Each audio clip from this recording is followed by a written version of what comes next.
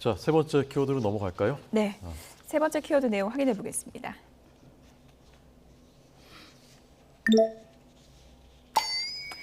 외상값 내라 하니까 마라톤 하자더니 이러냐 반박을 했습니다. 국회 원구성 협상이 좀처럼 풀리지가 않는데 외상값 내라 그러니까 이거 법사위 달라 이런 내용입니까? 네. 권성동 의원 이전에 김기현 원내대표 때 이미 법사위원장은 결국 국민의힘이 후반기에 하는 것으로 서로 약속한 거 아닙니까? 그랬는데 이제 와서 야당이 됐다 하면서 정말 이거는 정말 민주당스럽다라는 표현을 해야 됩니까? 그러다 보니까 지금 이런 외상값 운운하는 발언이 나온 것 같습니다. 그런데 이제 소위 길게 마라톤 협상을 하는 과정에서 협상 안에서 들어있던 내용들이 발설됐다는 이유로 지금 민주당 원내대표가 화를 내면서 너 혼자 타느냐 뭐 해가면서 지금 그런 설전을 벌이는데 문제는 무엇이냐? 결국 국회 못 열고 있잖아요. 네. 그거는 양당의 원내대표가 그만큼 무능하다는 방증입니다. 네. 지금 이제 그 발언 내용을 소개해드렸습니다만 직접 육성으로 이 양쪽의 원내대표들 이 문제에 대한 발언 잠깐 들려드리겠습니다. 민주당은 만기 이래 부도를 냈습니다. 법사위원장은 당연히 국민의힘이 맡기려 했는데 외상값 못 갚겠다고 배짱을 부리고 있습니다. 해결책은 간단합니다. 민주당이 1년 전 약속을 지키면 됩니다. 그러면 오늘 당장이라도 국회의장단을 선출할 수 있습니다. 국민의힘 원내대표께서 마라톤을 함께 뛰자더니 제자리 뛰기만 하다가 혼자 차에 올라타버리는 꼼수를 부리고 있습니다. 야당은 제대로 협상하자고 하는데 국정 운영에 무한 책임을 진 여당은 어떻게든 협상을 깨버리려는 괴 현상을 우리 국민들은 목도 중입니다. 네. 아까도 지적하신 대로 정당이라는 게 뭐 궁극적으로는 국정을 위해서 존재하는 국민들의 살림을 위해서. 그러니까 평소에도 원구성 중요하지만 지금은 더더구나 비상경제 시국이고. 자, 그래서 지금 해법을 어떻게 해야 되는 것인지 서로 이제 평행선. 저는 양쪽에 이런 말씀을 드리고 싶어요. 호남에 가면 이분들이 잘 쓰는 말이 있어요. 양무 호남, 시무 국가. 호남이 없으면 국가가 없다. 이런 얘기를 하잖아요. 저는 이런 말씀을 드리겠어요. 야규 법사, 시무 국민.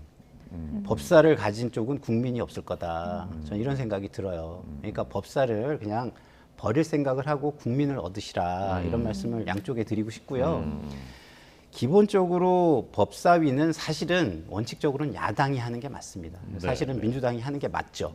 그렇지만 지난 원내대표 시절에 야당에 주지 않고 여당인 민주당이 해버렸잖아요. 그러니까 이번만큼은 어떤 원칙을 먼저 깬 민주당이 좀 양보를 하고 그 대신에 앞으로의 대원칙을 정했으면 좋겠어요. 앞으로는 법사위는 야당이 한다. 왜냐하면 대정부 견제의 힘을 어느 정도는 야당이 가져야 되거든요. 그렇기 때문에 이 대원칙을 정하면서 이번에는 민주당이 좀 양보를 한다면 국민을 얻을 수 있지 않을까 저는 이렇게 말씀을 드리고 싶습니다. 민주당이 양보해라 이런 지혜를 주셨는데 근데 대원칙을 정하고 대원칙을 정하고 2번은 양보해라. 어떤 해법이 맞다고 보십니까? 지금 민주당 내에서도 그런 의견이 조심스럽게 나오는 것으로 알고 있어요. 그래서 어차피 약속도 한 것이고 또 국회의장을 지금 소위 자기 스스로 민주당의 피가 흐른다는 분이 지금 국회의장 하시게 돼 있는 거 아닙니까? 그런 상황에서 법사위 의장은 당연히 법사위원장은 지금 국민의힘이 해야 되는데 이게 지금 논란거리가 되고 있으니 민주당 내에서도 지금 민주당에 대한 여론이라든지 이런 것도 굉장히 지금 부정적인 상황에서 국민의힘에 넘기되 자구 심사권이라든지 이런 부분을 좀 조정하자 이런 얘기가 나오는데요. 뭐 어찌됐든 간에 타협이라는 게 정치의 예술 아닙니까? 그래서 민주당이 양보하면서 조정의 문을 열어놓고 이걸 조정하겠다라고 하는 민주당도 참 양심이 없는 게 자구 조사 심사를 조정하지 않고 휘둘렀던 법사위원장이 바로 누구였습니까? 과거 민주당의 박영선 의원 때부터 그게 시작된 거였어요. 근데 그동안 그렇게 하고 이제 와서 그거 바꾸자 하니까 서로 이걸 가지고 지금 논란을 벌이는 건데 결국은 국정과 관련해서 여당이 무한 책임을 갖고 있다 그러는데 민주주의가 삼권 분립이면 입법이라는 게 지금 민주당이 장악하고 있다면은 국정 운영과 관련한 무한 책임을 공유하는 자세 그 차원에서도 법사위원장 문제 빨리 해결하는 게 맞습니다. 네. 오늘 윤 대통령이 출근길에 그 박순애 후보자, 김승희 후보자에 대해서 국회에 이제 청문 보고서를 다시 보내달라 재송부. 보통은 이제 3일 하는데 기한을 일주일 길게 잡았다. 그다음에 나토 정상회의 갔다 와서 판단해 보겠다라고 했는데 임명하는 수순으로 가는 것으로 볼 수 있습니까? 글쎄요, 일단 저는 좀 압박의 모습, 의미 이게 더 크다고 보는데요. 임명 수순이라기보다는. 근데 이제 좀 압박을 하시려면 최대한 10일을 하시지 뭐하러 7일을 하셨을까 이런 생각은 좀 들어요. 근데 어쨌든 간에 지금 많은 논란이 있는 장관 후보자들을 저렇게 해가지고 국민에게는 청문회 없이 했다 이것만 남을 거거든요. 그걸 좀 아셨으면 좋겠다는 생각이 저는 좀 들고요. 기본적으로 뭐 박홍근 원내대표가 국정 운영에 무한 책임은 여당에 있다. 저는 그거 동의합니다. 다 지지율로 나중에 다 나타나게 돼 있어요.